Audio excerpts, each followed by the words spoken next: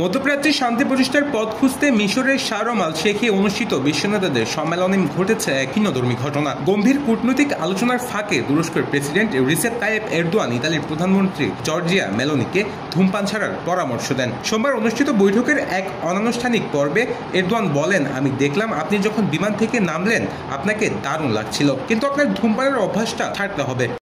তার এই মন্তব্যে ফরাসি প্রেসিডেন্ট এমানুয়েল মাখো হেসে বলেন, এটা তো অসম্ভব। মেলানিও হাস্যরসে জবাব দেন, আমি জানি। বহু বছর ধরে এরদোয়ান তুরস্ককে ধূমপানমুক্ত দেশ হিসেবে গড়ে তুলতে প্রচারণা চালিয়ে আসছেন। সরকার 2024 থেকে 2028 মেয়াদে ধূমপান বিরোধী কর্মপরিকল্পনা নিয়েছে।